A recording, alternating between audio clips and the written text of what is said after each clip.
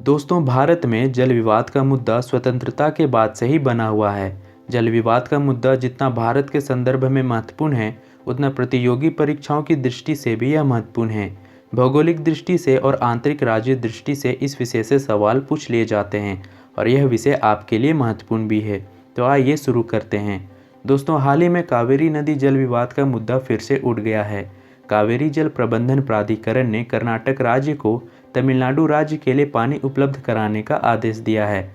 आइए इसे विस्तार से समझते हैं। दरअसल 1974 के कुछ साल के बाद से ही कर्नाटक ने तमिलनाडु राज्य के बिना इजाज़त के अपने जलाशयों में कावेरी नदी के पानी को, जिनमें दोनों राज्यों का हक था, उसे अपने राज्य की ओर मोड़ना शुरू कर दिया था, जिसके कारण दोनों राज्यों के बीच विवाद का जन्म हुआ। इसी विवाद को खत्म करने के लिए 1990 में कावेरी जल विवाद न्यायाधिकरण की स्थापना अंतर्राज्यीय नदी जल विवाद अधिनियम 1956 की धारा 4 के तहत किया गया था और उन्होंने यह आदेश दिया था कि यदि दोनों राज्यों में किसी कारणवश वर्षा कम हुई तो इस स्थिति में दोनों राज्यों में पानी का उपयोग अनुपात के आधार पर किया जाएगा।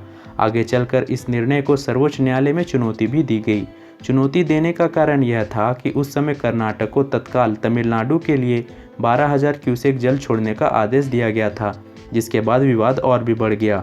उसके बाद सर्वोच्च न्यायालय ने अपना अहम निर्णय 2018 में देते हुए कावेरी नदी को राष्ट्रीय संपत्ति घोषित किया और जल के बंटवारे का काम कावेरी जल विवाद न्यायाधिकरण को दे दिया और तब से जल बंटवारे का प्रबंधन यह प्राधिकरण देख रहा है।